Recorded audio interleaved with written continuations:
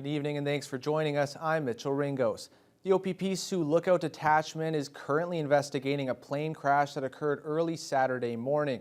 The aircraft was supposed to have landed at the Marathon Airport, but after missing the scheduled landing time, search was initiated where they then found the wreckage between Ignace and Sioux Lookout. Fortunately, all 4 passengers did not survive, and there is no word on why the plane crashed as the investigation continues. Heading back to Thunder Bay, the historic James Whalen tugboat located at the Cam River Heritage Park has sank into the river this morning.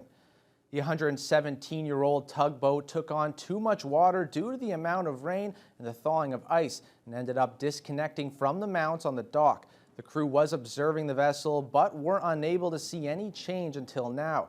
This isn't the first time that James Whalen took on too much water. The ship partially sank last year, but crews were able to pump enough water out to keep it from fully submerging. City Manager of Parks and Open Spaces, Corey Halverson, says their next steps will be to contact the coast and guard and observe the vessel for the next few days.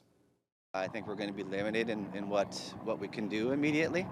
So we'll just be monitoring for and make sure there's no environmental considerations. We don't believe that's the case. There's no fuel or oil or anything in this vessel. So yeah, we'll be working on this over the next few days as to what our options are. The OPP's Rainy River Detachment is investigating a fatal single motor vehicle collision on Hematite Road in the Niobe Lake area. It took place somewhere between 7 p.m. on Friday and 7 a.m. yesterday morning. Atikokan Fire and Rescue, along with Rainy River District EMS, were on scene. 39-year-old Jason Ramage from Thunder Bay was pronounced deceased, and the investigation is currently ongoing.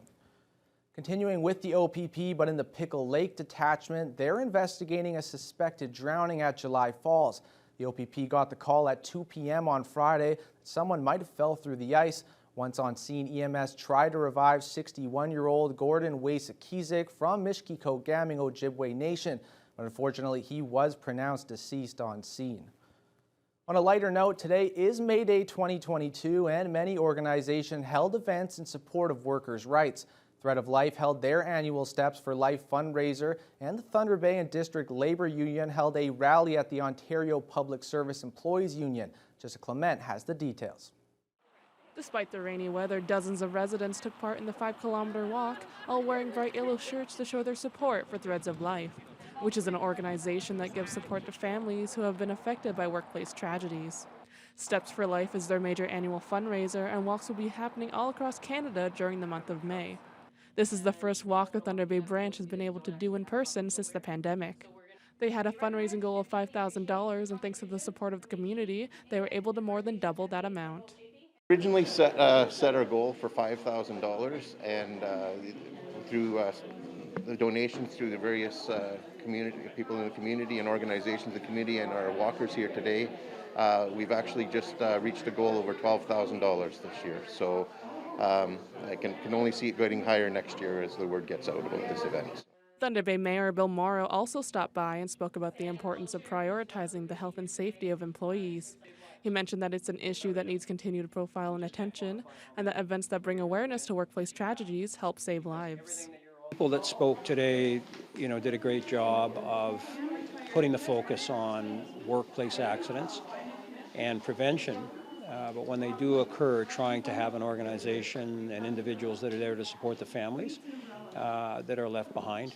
Meanwhile, at the Ontario Public Service Employees Union, a rally was put on by the Thunder Bay and District Labour Council, where residents from different groups in the community aired out their frustrations and issues with the current provincial government. The Labour Council were also launching the Ontario Federation of Workers' Labour Plan for the provincial election, with the hopes of electing a more progressive government. Rally organizer Carlos Santander Maturana says that he wants a government that listens to the concerns of their people, in particular those in Northern Ontario. For Northern Ontario, we are usually forgotten, and our issues are not of a big concern for the provincial bodies. Jessica Clement, TVT News. Tomorrow night's City Council meeting will see a report on delays to water main work and street upgrades. $2.4 million worth of projects won't be completed this year, and there's a possibility more will be delayed to 2023. Reconstruction on Crown Street between Bay and John Streets has been scaled back due to budget overruns, as has water main work on Cumberland Street. Additionally, pavement jobs on Churchill Drive, Kingsway, Christina and John Street Road will not be done until 2023. Also on the agenda, a decision will be made on salary increases for members of council. It recommends the pay increase be half the rate of the inflation for 2021 in Thunder Bay, which is 2.35%. The quest for funding has started on the next major project for Red Rock, a 109-lot RV park and campground.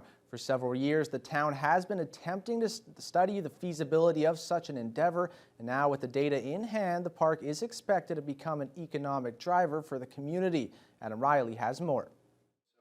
If we looked at the population of Ontario alone, the market is underserved by roughly 500 campgrounds or 10,000 campsites. With those numbers in mind, Council in Red Rock is setting its sights on building 90 fully serviced RV lots and a further 19 sites for tents and ultralight campers.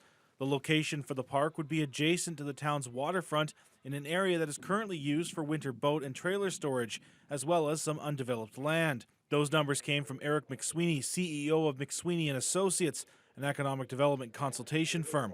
He says the demand for both serviced and unserviced campsites has grown and doesn't seem to be slowing down. It has picked up steam quite substantially with COVID because it's seen as a family-safe activity to do. And once people have made the investment, they don't tend to jettison it very quickly.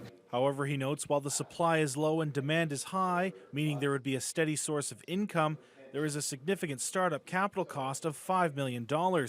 And he says the campground would only be financially viable with full funding from higher levels of government. The funding hunt starts tonight. Red Rock Mayor Darkese Robinson says with the provincial election right around the corner, she's confident Red Rock can be successful in that hunt, given the right pitch coupled with McSweeney's report, which includes the potential revenue and the economic spin-off the park could make. There's a need for camping sites.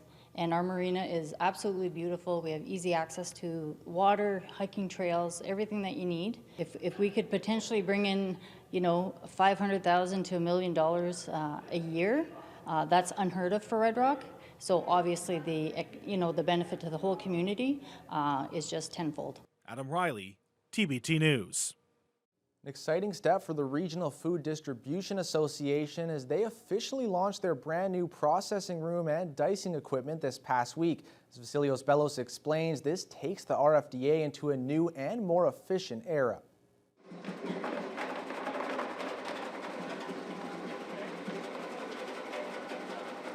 The new dicer will allow the RFDA to salvage more than 20,000 kilograms of food that was not able to be rescued before, approximately $115,000 worth.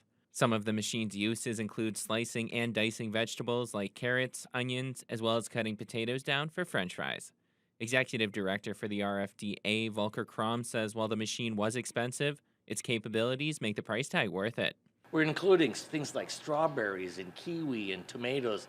We can slice and dice and cube them, and then we'll be able to further process them, bag them, freeze them, or send them out fresh. What took a group of volunteers an entire day, we can probably do three times that with the machine. The food processing machine itself costs $66,000, with a partnership with Newmont Mines helping cover the costs. The collaboration is considered a win-win for both groups, as the processing machine will allow the RFDA to help many communities in the region that Newmont also supports. Krom went on to say while the machine provides relief for volunteers, it can be used for education as well. In terms of turning the experience back to the volunteers and into the community for skills development, we see this as the first phase of our food processing system where we're able to bring more people through the system and teach them valuable life-changing skills. The new food processing room and machine will clearly make it easier for the RFDA to distribute food to those in need, bringing them one step closer to the mission of making sure no one in the region goes hungry. Vasilios Bellos, TBT News. Thunder Bay residents braved the cold and rain to take part in the first day of the second annual Action Hero Walk or Run, organized by the Children's Center Foundation, Canadian Mental Health Thunder Bay Branch, and ThunderCon in support of Mental Health Week 2022. The walk is taking place from May 1st to May 8th and saw a variety of everyone's favorite superheroes, including Spider-Man, Captain America, and more on the first day. Registration to join is currently open to anyone willing to run or walk, with each participant receiving a downloadable bib, a charitable receipt for donations over $20, and a finisher chip. Prizes will also be awarded to top fundraisers, top teams, and top distances. ThunderCon Chancellor Kevin Taylor says this event is to raise funds for mental health services targeting children and youth in Thunder Bay and the region, and encourages everyone to join. We feel really proud that we're able to do something like this, that we're able to raise funds for the community, and we encourage everybody to either come on out and walk with us or find one of us online and give us a pledge. Taylor says after this week, they will then go back to planning for ThunderCon, which is coming back to the CLE grounds in September.